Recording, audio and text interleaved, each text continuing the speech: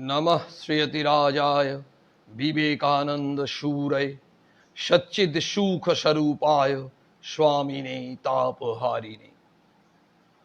ঠাকুর মা স্বামীজিকে প্রণাম নিবেদন করি। পাবড়া বিবেকানন্দ সেবা সমিতির এক পবিত্র প্রয়াস, মহতি উদ্যোগ, সাপ্তাহিক স্বামী বিবেকানন্দ অনুধ্যান চর্চা।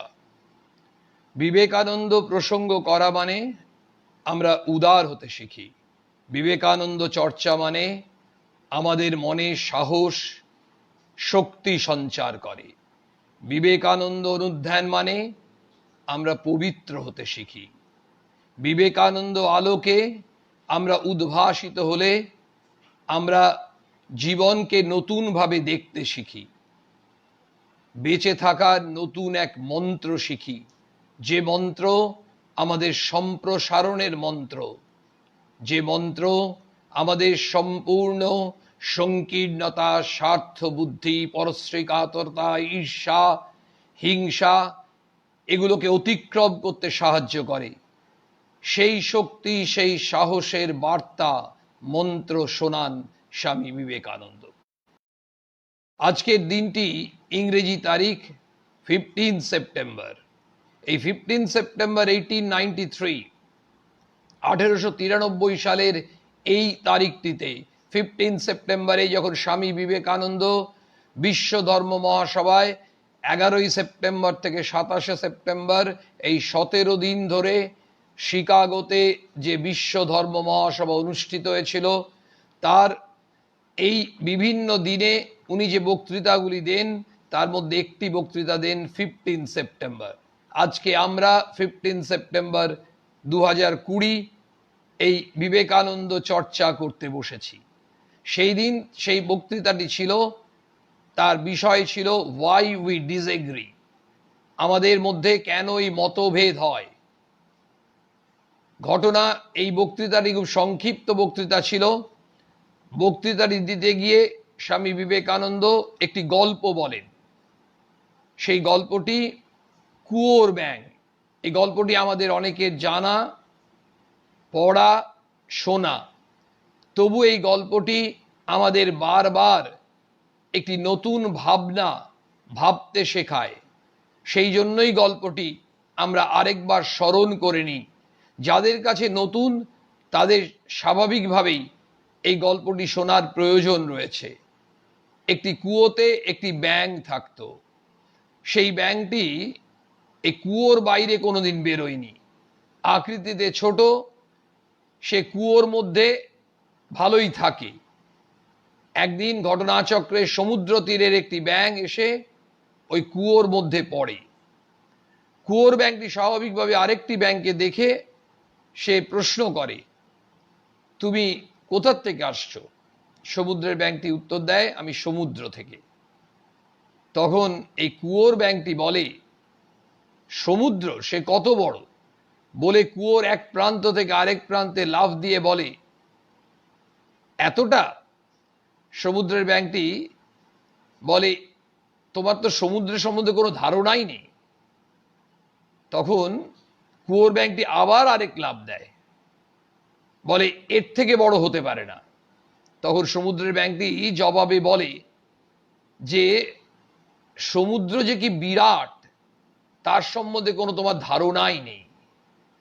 এটি বলাতে কুয়োর ব্যাঙটি ক্রুদ্ধ হয় এবং তাকে তাড়িয়ে দেয়, বলে এর থেকে বড় কিছু হতে পারে না। গল্পটি শেষ করে স্বামীজি বলেন, এই সংকীর্ণ মনোভাব, ওই কুয়োর ব্যাঙটির মনোভাবটি ছিল সংকীর্ণ। বলছেন এই সংকীর্ণ মনোভাব, এর জন্যই আমাদের পারস্পরিক মতভেদ। Why we disagree? Because we do not have broad outlook. আমাদের মধ্যে ওই প্রসারিত দৃষ্টিভঙ্গি নেই। আমাদের দৃষ্টিভঙ্গির মধ্যে সংকীর্ণতা আছে, আমাদের দৃষ্টিভঙ্গির মধ্যে সংকোচন আছে। সেখানেই স্বামীজির কাছ থেকে আমরা পরে শুনছি, সম্প্রসারণী জীবন, সংকোচনী মৃত্যু। Expansion is life, contraction is death. বলছেন স্বামী বিবেকানন্দ ওই ভাষণে, এই গল্পটি বলার পর বলছেন, আমি হিন্দু, আমি আমার ধর্মটিকেই মনে করতে পারি সম্পূর্ণ জগৎ। যিনি মুসলমান তিনি মনে করতে পারেন তার ধর্মটাই সম্পূর্ণ জগৎ। যিনি খ্রিস্টান তিনি মনে করতে পারেন তার ধর্মটি সমগ্র জগৎ। কিন্তু আমরা প্রত্যেকেই ভুল। এবং তারপর তিনি বলছেন, আমেরিকাবাসীকে আমি ধন্যবাদ জানাই যে তারা এমন একটি প্ল্যাটফর্ম দিয়েছে এবং ঈশ্বরের কৃপায় নিশ্চয়ই আমাদের এই সংকীর্ণ মনোভাব একদিন কেটে যাবে। অর্থাৎ আমরা সবাই বলি আমার ধর্মটি শ্রেষ্ঠ। এই বিশ্ব ধর্ম মহাসম্মেলন যেটি হয়েছিল, আসলে আমেরিকা একটি বিশ্ব মেলার আয়োজন করেছিলেন। কেন করেছিলেন? কারণ কলম্বাসের আমেরিকা আবিষ্কারের 400 বছর পূর্তিতে। প্রথমে কিন্তু ধর্ম মহাসভার কথা হয়নি। মেলায় বিভিন্ন আঙ্গিকে যে অনুষ্ঠান হবে, তারপরে মেলার উদ্যোক্তারাই পরে ঠিক করেন যে একটি বিষয় হওয়া উচিত, যেমন শিল্প কলা ইত্যাদি, তেমনি ধর্ম একটি বিষয় হওয়া উচিত। এবং তারপর সেই ধর্ম মহাসভার কথা সিদ্ধান্ত হয়। এবং এই সিদ্ধান্তের পরে আমরা জানি যে ওই বিশ্ব ধর্ম মহাসভার মূল উদ্দেশ্য স্বামী বিবেকানন্দ পরে বলেছিলেন যে তাদের উদ্দেশ্য ছিল খ্রিস্ট ধর্ম শ্রেষ্ঠ ধর্ম, এটি প্রতিপন্ন করা। পরবর্তীকালে কোন একটি রিপোর্টার লিখেছেন যে সেখানে মনে হয়েছিল যে একটি সংগ্রাম, এবং তারা জানতো না যে তাদেরকে একটি সিংহের সঙ্গে সংগ্রাম করতে হবে। এই সিংহ হচ্ছেন আমাদের স্বামী বিবেকানন্দ। তিনি যখন পৌঁছলেন 10ই সেপ্টেম্বর পর্যন্ত যিনি জানেন না আদৌ তিনি ধর্ম মহাসভায় যোগদান করতে পারবেন কিনা, ঈশ্বরের কৃপায় তিনি 11ই সেপ্টেম্বর ওই প্ল্যাটফর্মে সর্বশ্রেষ্ঠ বক্তা হিসেবে ঘোষিত হলেন। আমেরিকাবাসী তাকে সম্বর্ধনা জানাচ্ছে, আমেরিকাবাসী তাকে অভিনন্দন দিচ্ছে। কিভাবে? যখন তিনি সম্বোধন করছেন, sisters and brothers of America, আমেরিকাবাসী ভগিনী ও ভ্রাতৃবৃন্দ, প্রায় 7,000 শ্রোতা তারা দাঁড়িয়ে উঠে 2 মিনিট ধরে হাততালি দিয়েছিলেন। কারণ এই সম্বোধনের মধ্যে স্বামী বিবেকানন্দের আন্তরিকতা ছিল, হৃদয়বত্তা ছিল, ভালোবাসা ছিল। এই হৃদয়বত্তা, আন্তরিকতা, ভালোবাসার ভাষা সমস্ত ভাষার ঊর্ধ্বে। ল্যাঙ্গুয়েজ অফ লাভ, এটা তামিল কি মারাঠি কি বাংলা কি হিন্দি কি উর্দু এই ধরনের ভাষা নয়। ভালোবাসার ভাষা মানুষের হৃদয়কে স্পর্শ করে। স্বামী বিবেকানন্দ আজও যুব সমাজের সামনে যে দায়িত্বটি দিয়েছেন, সেই দায়িত্বের কথা কেন দিলেন? কারণ তিনি সেই দিন কিন্তু একইভাবে তিনি বলেছিলেন, যখন এই বক্তৃতাগুলো হয়েছিল 11ই সেপ্টেম্বর, 15ই সেপ্টেম্বর, 19, 20, 27 ইত্যাদি ইত্যাদি, প্রায় 12টা মতো বক্তৃতা দিয়েছেন। সেখানে 19শে সেপ্টেম্বর এক বিরাট বক্তৃতা, পেপার অন হিন্দুইজম, হিন্দু ধর্মের ওপর। তারপরে 20 সেপ্টেম্বর, সেদিন বিষয় ছিল religion not the crying need of India. ভারতবর্ষের প্রয়োজন ধর্ম নয়, ভারতবর্ষের প্রয়োজন রুটি, অন্ন। তিনি বলছেন ভারতবর্ষের কোটি কোটি নরনারী শুষ্ক কণ্ঠে দুমুঠো অন্ন চাইছে। তখনকার দিনে তদানীন্তন সমাজে ওই প্ল্যাটফর্মে দাঁড়িয়ে স্বামী বিবেকানন্দ বলছেন ভারতবর্ষের নরনারী আর্তকণ্ঠে দুমুঠো অন্ন চাইছে, এবং ক্ষুধার্ত মানুষকে ধর্ম বা দর্শনের কথা শোনানো তাকে অপমান করা। তিনি ওই মঞ্চে দাঁড়িয়ে বলেছিলেন যে আমি ভারতের দরিদ্র মানুষের জন্য সাহায্য নিতে হাত পাততে এসেছি আপনাদের কাছে, কিন্তু বুঝলাম খ্রিস্টান দেশে খ্রিস্টানদের কাছে অখ্রিস্টানদের জন্য সাহায্য পাওয়া কি কঠিন বিষয়। আজকে এই যে বিষয় আলোচনা হতে হতেই প্রস্তাব এসেছে যে আজকের এই লাইভ বিষয়টি লিখে দেওয়া যায়। স্বাভাবিকভাবেই এই যুব সমাজের জন্য খুব বেশি করে প্রয়োজন স্বামী বিবেকানন্দের ওই শিকাগো ধর্ম মহাসভার প্রেক্ষিতে স্বামীজি কি কথা বলেছিলেন সেটি কিন্তু আজকে আমরা আলোচনা করার চেষ্টা করছি। আসলে সেটা একটি বক্তৃতা ছিল না, বক্তৃতা মালা ছিল। এবং সব থেকে আনন্দের বিষয়, গর্বের বিষয় যে 127 বছর পরও আজও আমরা পৃথিবীর বিভিন্ন প্রান্তে স্বামীজির এই শিকাগো বক্তৃতাকে নিয়ে স্মরণ করছি, চিন্তন করছি সশ্রদ্ধ চিত্তে। কেন? বিবেকানন্দ এমন কিছু কথা বলেছিলেন।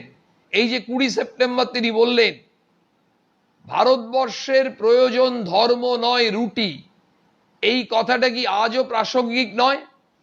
আজও ভারতবর্ষের মানুষ, যেখানে ধর্ম ভারতের শক্তি, তেমনি দারিদ্র মানুষের দুর্বলতা। গরিব মানুষ, দরিদ্র মানুষ যারা দুমুঠো খেতে পায় না, সেই ধরনের মানুষের সংখ্যা আজ সারা ভারতবর্ষে জনসংখ্যার প্রায় 1/4।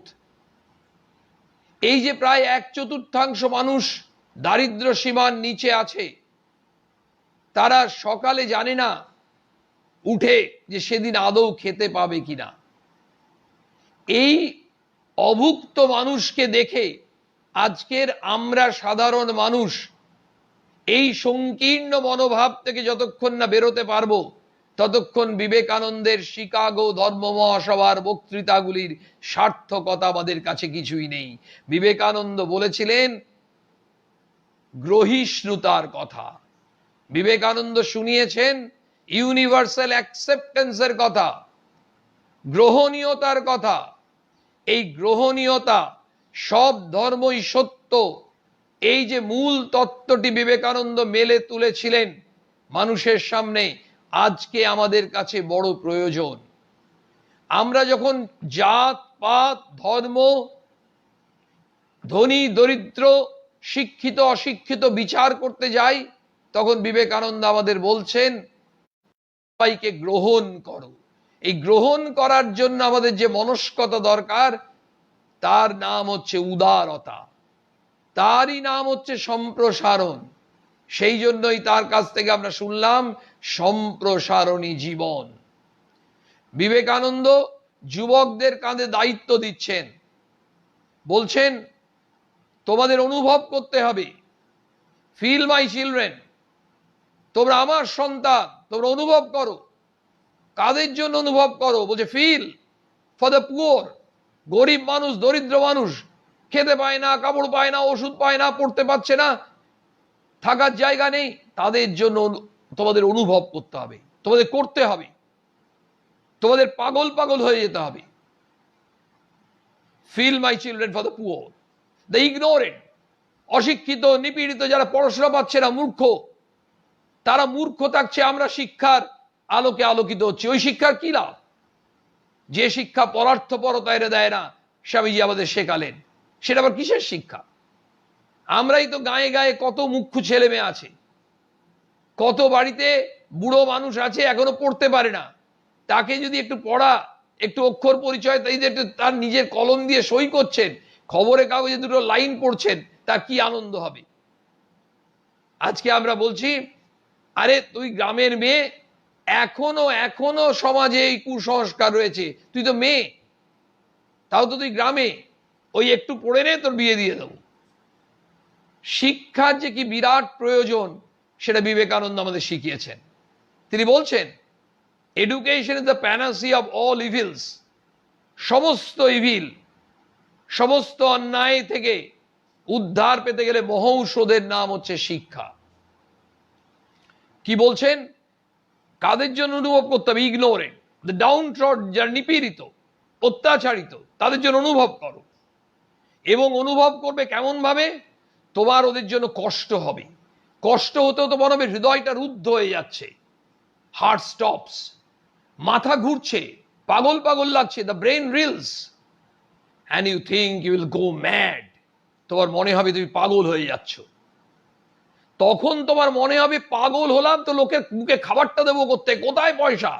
ট্যাকে পয়সা নেই, জোগাড় করতে পারছি না, এত এত কোটি কোটি মানুষ খেতে পাচ্ছে না, আমরা কটা লোকের মুখে অন্ন জোটাবো? ভগবান আমাদের শক্তি দিন, সাহায্য দিন। ইয়েস, ভগবান শক্তি দেবেন, সাহায্য দেবেন। তখন আমাদের ওই নিঃস্বার্থ চিত্তে ভগবানের চরণে প্রার্থনা করতে হবে। দেন উইল কাম পাওয়ার। তখন তোমার শক্তি আসবে, সাহায্য আসবে। কোথা থেকে আসবে আমরা ভাবার দরকার নেই, এটা অঙ্কের বিজ্ঞানের নিয়মে হবে না, আমরা ভাবতেই পারবো না কোত্থেকে চলে আসবে।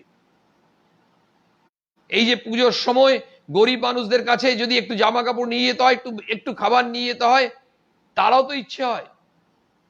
যখন টাকার কথা ভাবছি, কোথা থেকে বিভিন্ন মানুষ ফোন করছে, আমরা কিছু করতে চাইছি। অদ্ভুত ব্যাপার, টাকা উড়ে আসবে স্বামীজির কথায়। এন্ড তারপর কি আসবে? অদম্য শক্তি তোমার মধ্যে আসবে, ইনডমিটেবল এনার্জি। তোমার ওই শক্তির সামনে কেউ দাঁড়াতে পারবে না। এইটা কখন আসবে? যখন এই যুব সমাজ সেটা অনুভব করতে শিখবে। কিন্তু অনুভব করতে যাবে কোথায়? আজকে যুব সমাজের কত ক্ষোভ, বলছে আমরা কোনো কাজ করতে যাচ্ছি, কোনো জায়গা থেকে বাধা আসছে, রাজনৈতিক বাধা হোক, অরাজনৈতিক বাধা হোক, বিভিন্ন রকম দলাদলি, সাহায্য তো করছেই না, লোকে ঝগড়া করছে এবং বিভিন্ন রকম বিরোধিতা করছে। বাস্তব এটা। সেই কাজ করতে গিয়ে মানুষ ভয় পেয়ে যাচ্ছে, পিছিয়ে যাচ্ছে। তারা ভাবছে আমরা ভালো কাজ করতে যাচ্ছি, অথচ এত বাধা। স্বামী বিবেকানন্দ এটা জানতেন বাধা আসবে, কারণ তিনি অনেক বাধা পেয়েছেন। জানতেন মানে তিনি এত বাধা পেয়েছেন, তার সম্বন্ধে মানুষ কত কুৎসা রটিয়েছে, কত বিরোধিতা, কত নিন্দা, কত তুচ্ছতাচ্ছিল্য করেছেন এই মানুষটাকে। যে মানুষের অবদান আমরা সবাই জানি। বিবেকানন্দ প্রেমী হন আর না হন, ভারতবর্ষের জন্য কাদের অবদান সেটা আমরা ইতিহাসের পাতা খুললেও পাই। ঘটনা, এই মানুষটি কম নিন্দা সহ্য করতে হয়েছে, কম ধিক্কার সহ্য করতে হয়েছে, কিন্তু কখনো তিনি ভেঙে পড়েননি। তাই তিনি জানতেন, তিনি বলছেন তোমরা যে কোনো কাজ করতে যাও, তখন তোমাকে লোকে ঠাট্টা করবে। ভালো কাজ করো, ব্যঙ্গ করবে। আজকের যুগের হাওয়া যা, বলবে ঘরের খেয়ে বনের মোষ তাড়াচ্ছে, বোকা গর্ধবেরা, এদেরকে লোকে কেউ টুপি পরিয়েছে। অথবা নিজেদের স্বার্থের জন্য কেউ কিছু করছে, লোকে বোঝাবে, সেকেন্ড স্টেপে আসবে বাধা, হাত থেকে কেড়ে নেবে। তোমরা মানুষকে খাবার নিয়ে যাচ্ছ বস্তা নিয়ে ভ্যানে করে, তোমাদের কাছ থেকে বস্তাগুলো কেড়ে নেবে, গিয়ে তারা গিয়ে দিয়ে আসবে, বলবে আমরা দিয়ে এনেছি। তারা কিছুই করেনি, শুধু তাদের নাম চাইবে। ওই নাম যশের পেছনে ছুটছে, নিজের মুনাফার পেছনে ছুটছে, নিজেদের কোনো দূরভিসন্ধির পেছনে ছুটছে। তারাও ছুটবে, আমরাও ছুটব। বিবেকানন্দ আমাদের কোথাও ছুটতে বারণ করেননি, ছুটতে হবে, কিন্তু আমাদের ছোটা কেমন সেটি স্বামীজি বলেছিলেন 27শে সেপ্টেম্বর এই শিকাগো বক্তৃতা মালার শেষ বক্তৃতায়। শেষ বক্তৃতাটি একটি অংশ বলি শুধু। তিনি বলেছিলেন যে একদিন, আমি দৃঢ়ভাবে বলছি, উইথ ফার্ম কনভিকশন, তিনি বলেছেন একদিন প্রতিটি ধর্মের পতাকার ওপর লিখিত হবে, কি লিখিত হবে? বিবাদ নয় সহায়তা, বিনাশ নয় পরস্পরের ভাব গ্রহণ, মতবিরোধ নয় সমন্বয় ও শান্তি। তিনটে চরম ক্যাপসুল বললেন। প্রথম, বিবাদ নয় সহায়তা। একটা জিনিসকে তিনি না করতে বলছেন, না না বিবাদ। তুমি দ্বন্দ্বের মধ্যে, সংঘর্ষের মধ্যে যাবে না। কেন যাবে না? মানে কি বলছেন? প্রত্যেকটি ধর্মের পতাকায় লিখিত হবে, মানে প্রতিটি ধর্মের মানুষকে একদিন স্বীকার করতেই হবে। যে এটি হচ্ছে একমাত্র মন্ত্র।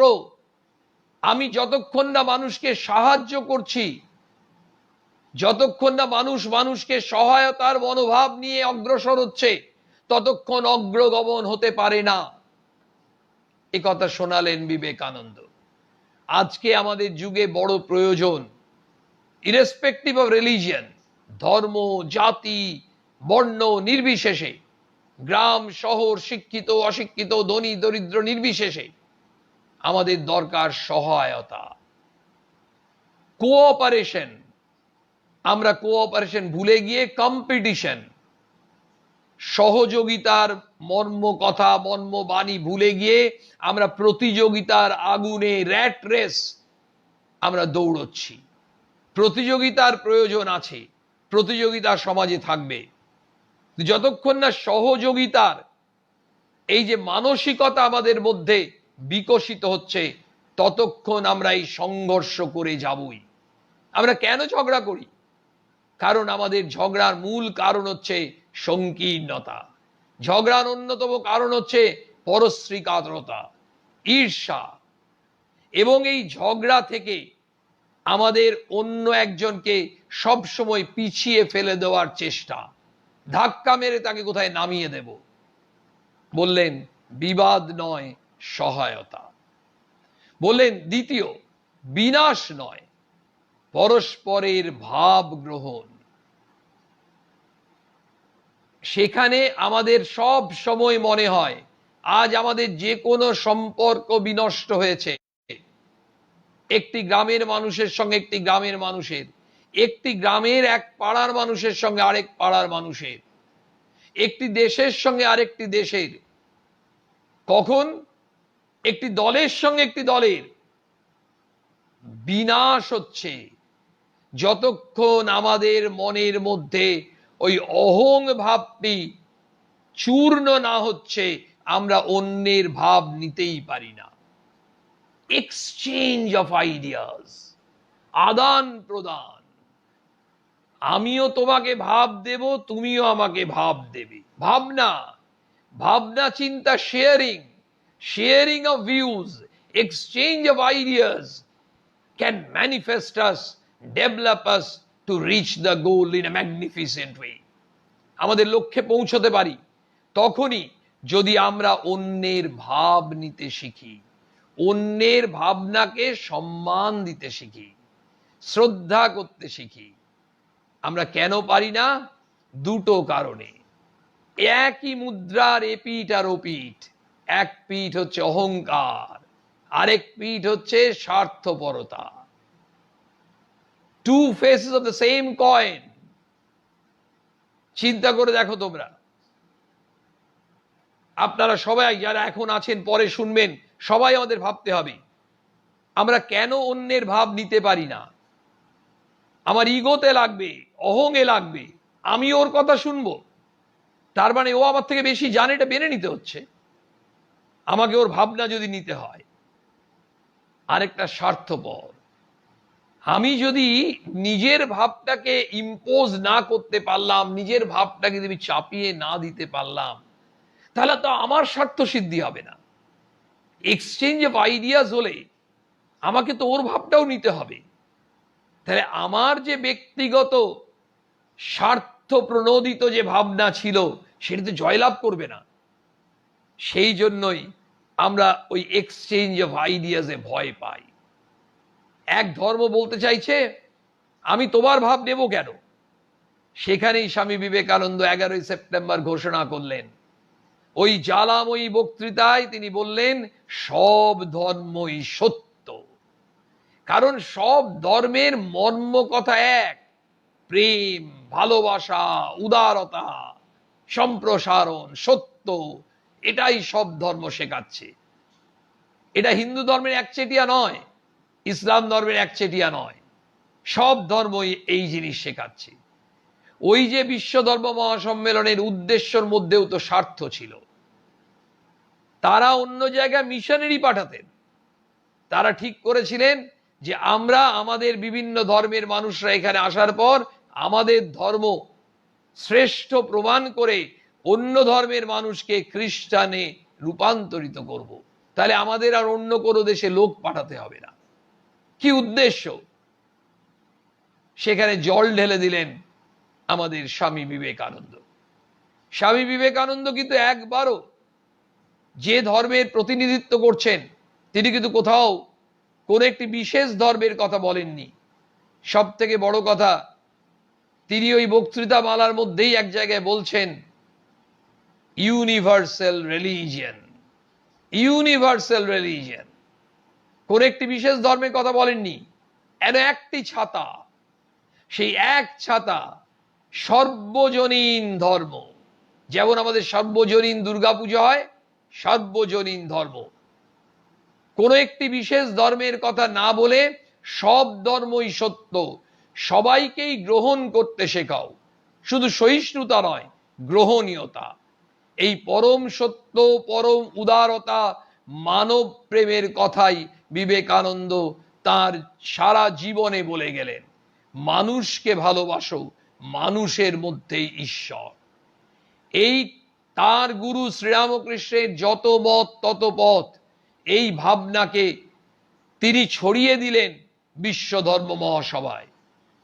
স্বামী বিবেকানন্দ বললেন, বিবাদ নয় সহায়তা, বিনাশ নয় পরস্পরের ভাব গ্রহণ। এক্স ওয়াই কে দেবে, ওয়াই এক্স কে দেবে। এক্স যেমন ওয়াই এর কাছে নেবে, ওয়াইও এক্স এর কাছে নেবে। এর জন্য আমাদের হৃদয়কে বড় করতে হবে। আমরা কেন নিতে পারি না? আমাদের সংকীর্ণতার জন্য। আমাদের সব সময় ভয়। সেটাই 15ই সেপ্টেম্বর ওই কুয়োর ব্যাঙ গল্পটিতে, যেটা আমরা আজকে গল্পটি স্মরণ করে নিচ্ছিলাম, সেই গল্পের মধ্যে ওই ভাবটাই উঠে এসছে, সংকীর্ণ। স্বয়ং শ্রীরামকৃষ্ণদেব তিনিও বারবার বলছেন সংকীর্ণতা তিনি পছন্দ করছেন না, সব সময় উদারতা। যে কারণে স্বামী বিবেকানন্দকে সব থেকে কষ্ট হয়, তার যারা গুরু ভাই তারাও কেউ কেউ স্বামীজিকে ভুল বুঝেছিলেন। স্বামীজি ওই শিকাগো বক্তৃতামালায় তোমরা পড়ে দেখবে কবার শ্রীরামকৃষ্ণের কথা বলেছেন অনেকে, এবং পরবর্তী ক্ষেত্রেও যে বক্তৃতা দিয়েছিলেন ওই 97 সালে ফেরার পর্যন্ত তিনি আমেরিকা ইউরোপে এত বক্তৃতা দিয়েছেন, রামকৃষ্ণের নাম কভার করেছেন। তাতে তার গুরু ভাইরা অনেক সময় ভুল বুঝেছিলেন। তারা বলেছিলেন স্বামীজি ঠাকুরের কথাই বলেননি, স্বামীজি অন্য কিছু প্রচার করছেন।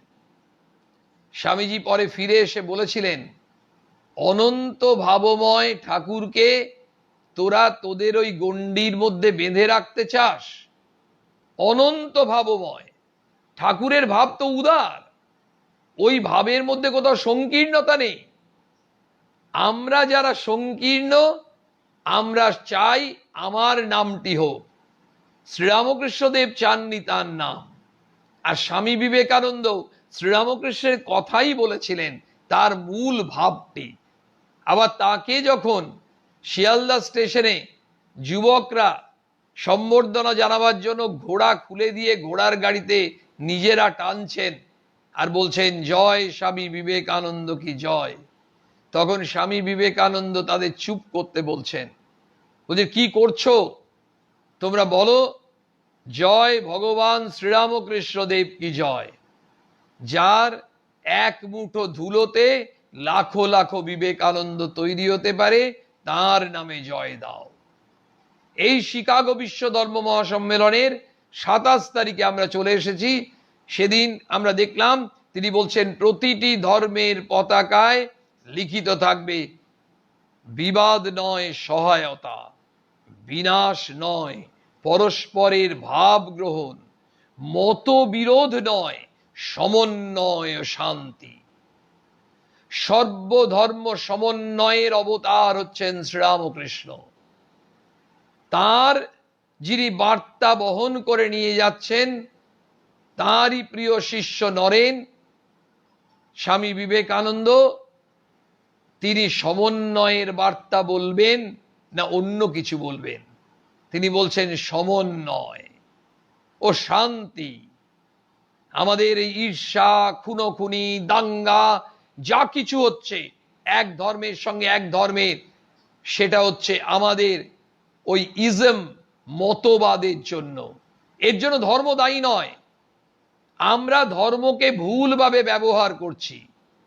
Religion and religion it's practical form, আমরা ধর্মের ব্যবহারিক দিকটা বোঝার চেষ্টা করতে হবে। বিবেকানন্দ সেই ধর্মের ব্যবহারিক দিকটা বললেন। কি বললেন? To be good and to do good, that is the whole of religion. শোনো, তুমি নিজে ভালো হও আর অন্যের ভালো করো। নিজে ভালো হও মানে নিজের হৃদয়টা বড় করো, একটু নিঃস্বার্থপর হও, একটু অন্যের ভালো ভাবার চেষ্টা করো। যখনই তুমি অন্যের একটু কল্যাণ চিন্তা করতে চাইবে, দেখবে তোমাকে ভগবান শক্তি দিচ্ছেন।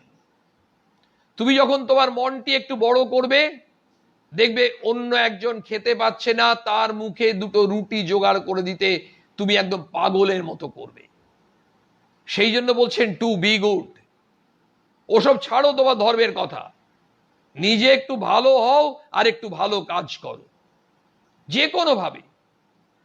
সেই জন্য বারবার তিনি যখন গেলেন শিকাগোতে, যাওয়ার আগে পর্যন্ত স্বামী তুরীয়ানন্দজি মহারাজকে বলছেন, আমি কেন যাচ্ছি জানো?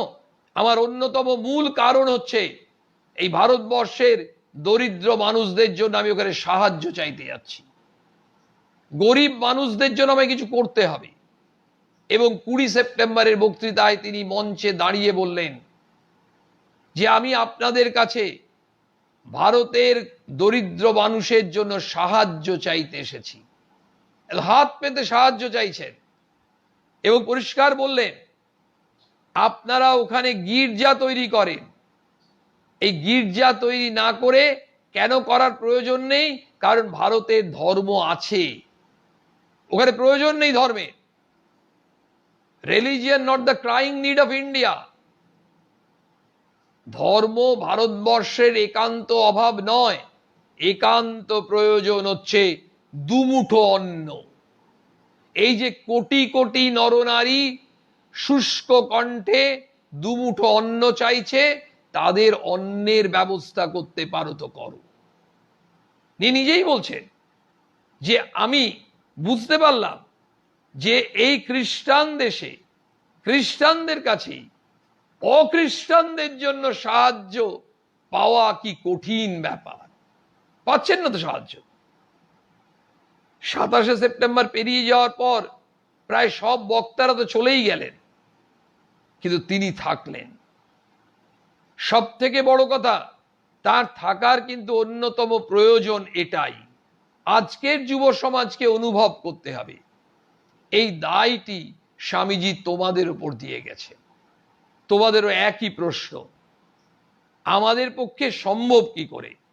আজ চারিদিকে একই প্রশ্ন, কিন্তু ঘটনা এটা সম্ভব যখনই আমরা আমাদের হৃদয়টিকে বড় করতে শিখব। আমরা যখন আমাদের ব্যক্তিগত স্বার্থকে অতিক্রম করে মানুষের জন্য ভাবতে শিখব। মানুষের জন্য ভাবা নতুন এক মন্ত্র বিবেকানন্দ শেখালেন। মানুষের জন্য ভাবা, মানুষকে সেবা করা, মানুষকে পুজো করা, তার মানেই তো তুমি ভগবানকে সেবা করছো, ভগবানকে পুজো করছো। শ্রেষ্ঠ পূজা, স্বামীজি এক জায়গায় বলছেন, জানো কোনটা শ্রেষ্ঠ পূজা?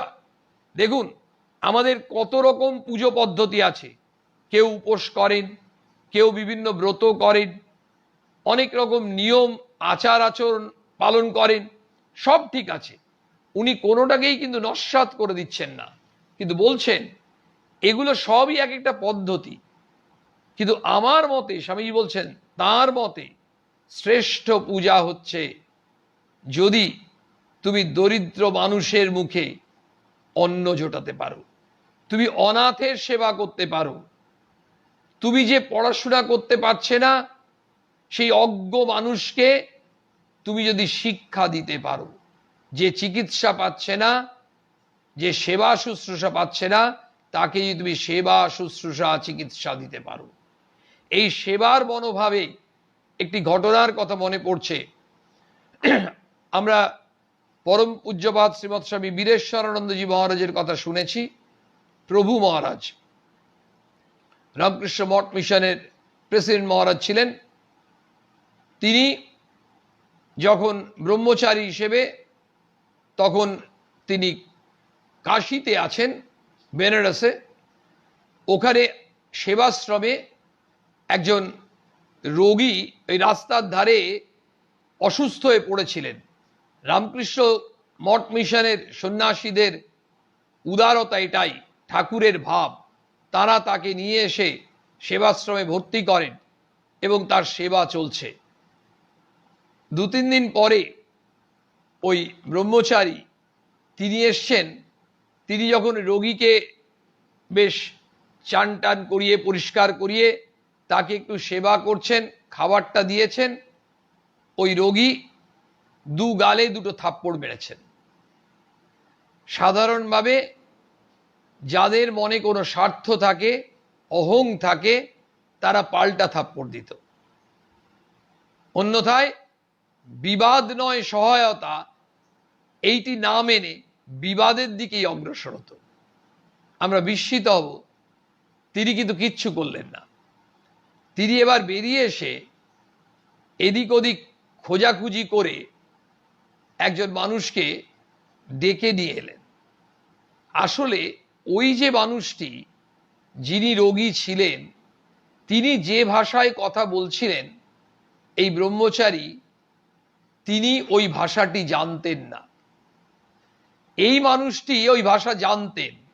পারস্পরিক কথা বলে জানা গেল যে তিনি 2-3 দিন ধরে বোঝাতে চাইছেন যে তিনি বার্লি খাবেন না, আর তাকে খালি রোজ পথ্যিতে বার্লি দেওয়া হচ্ছে।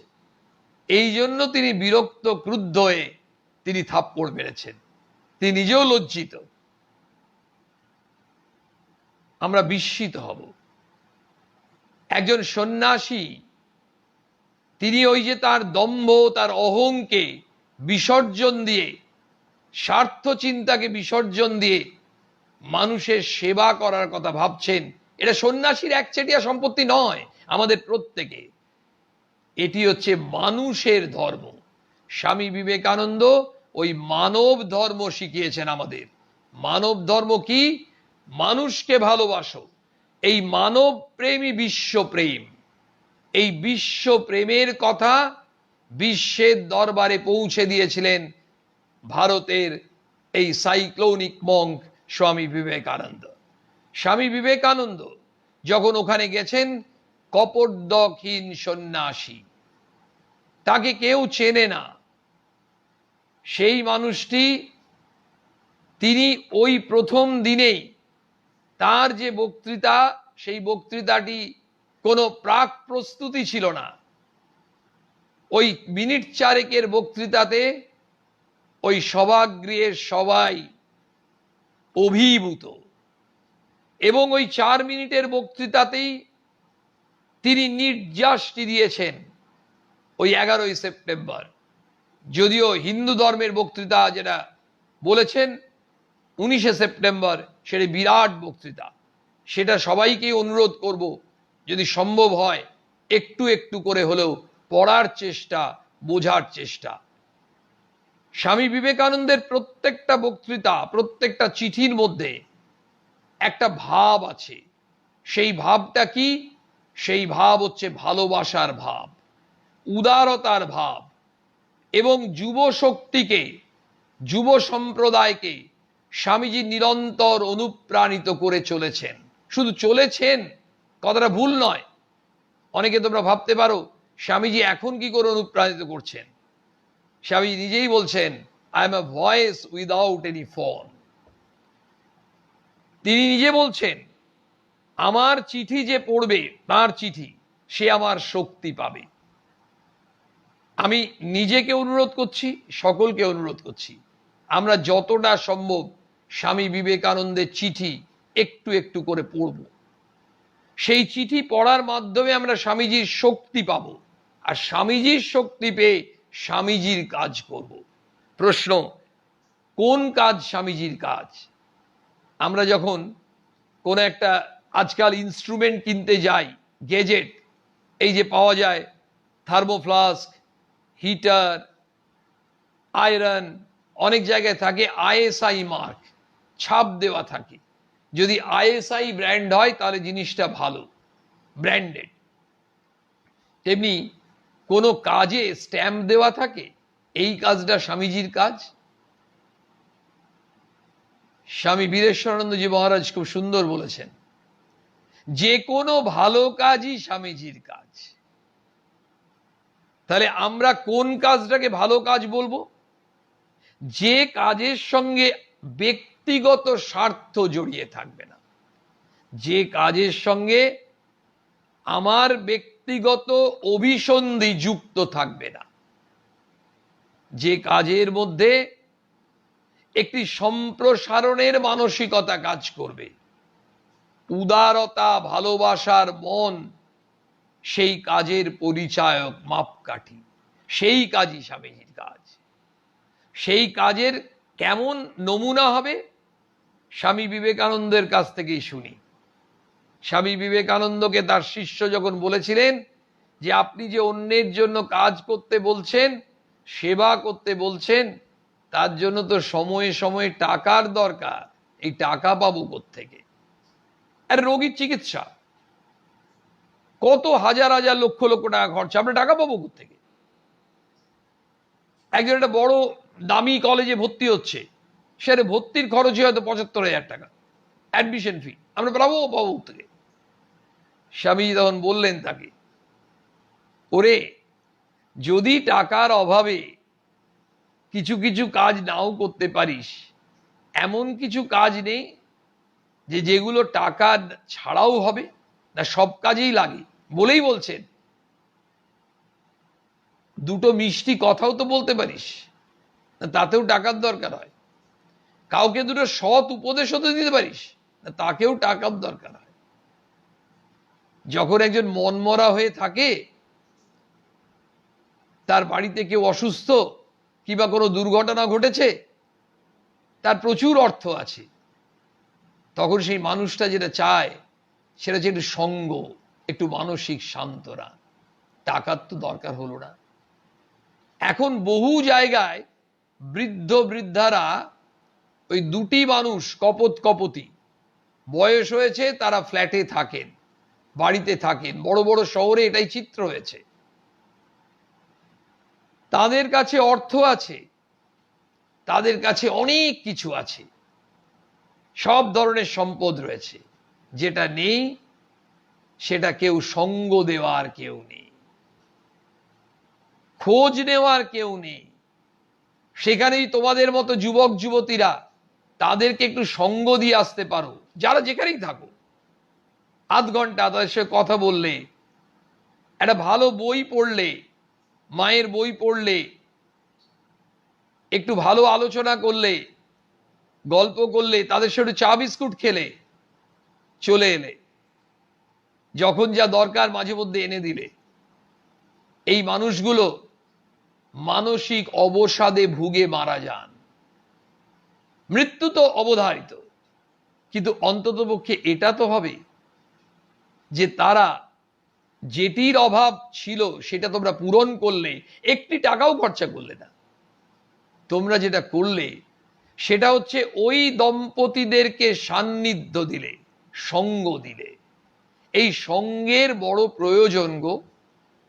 মানুষ বড় নিঃসঙ্গ, মানুষ আজ বড় একাকী। টাকা মানুষকে শান্তি দিতে পারে না। তাহলে শুধু ধনী বিত্তবানরাই শান্তিতে আনন্দে থাকতো, গরিব মানুষরা অনেক বেশি শান্তিতে আছে, তাদের অভাবের মধ্যেও শান্তি। আর ওরা অভাব নেই কিন্তু অশান্তি। এই অশান্তি কাটাবার জন্য তোমাদের হাতে ক্ষমতা আছে। স্বামীজি বলছেন, তোমরা তাদের গিয়ে একটু সান্নিধ্য দাও।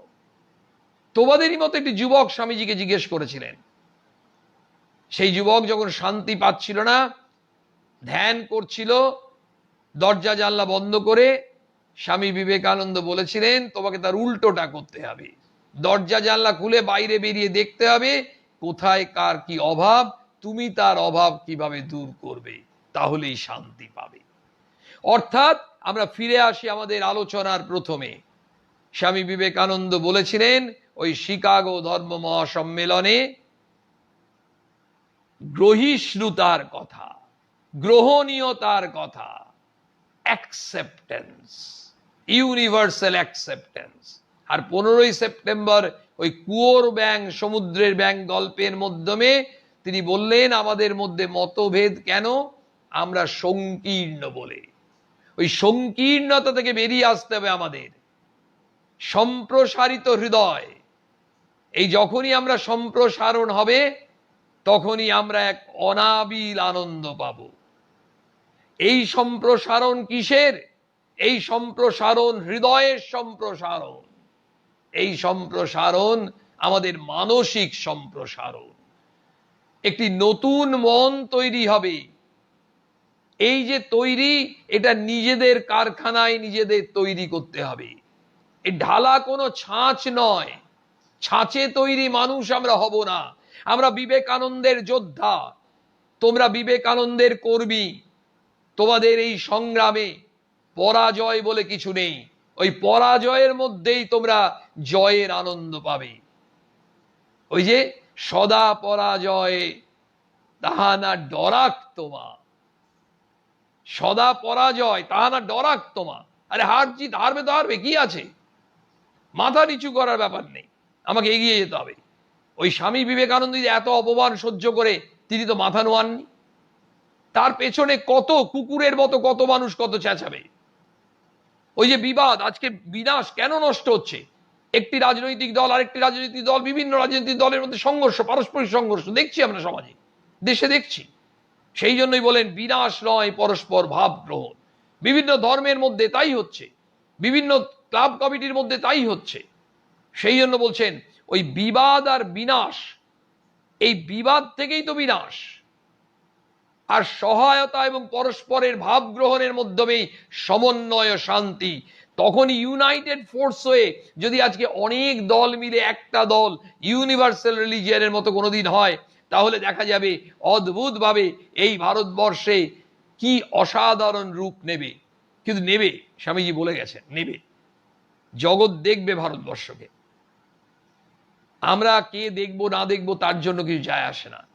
আমাদের যা দায়িত্ব, তোমাদের যা দায়িত্ব, সেটা পালন করতে হবে, সেটা করে যেতে হবে। ওই দায়িত্ব মানে কি? ওটা আমাদের অন্তর থেকে তাগিদে তাগিদে করব। চারিদিকে আজকে বর্ধমান, মেমারি, বাঁকুড়া, মেদিনীপুর, হুগলি, চারিদিকে দেখা যাচ্ছে, শক্তিগড়, বইটা, অন্ডাল, রানীগঞ্জ, বিভিন্ন দিকে দেখা যাচ্ছে, পাবড়া, হিজলডিয়া, চারিদিকে অসংখ্য ভালো ভালো ছেলেরা স্বামীজির ভাবকে নিচ্ছে, ঝাঁপিয়ে পড়ছে, বলছে এই ভাব নিয়ে আমরা জীবনের শেষ দিন পর্যন্ত কাজ করব। ইয়েস, সেই জন্যই আমাদের এই স্বামীজি চর্চা। স্বামীজির কাছে প্রার্থনা করি, স্বামীজি তোমাদের আমাদের সকলকে সেই শক্তি দিন। সকলে ভালো থাকো, এই প্রার্থনা জানিয়ে শেষ করি।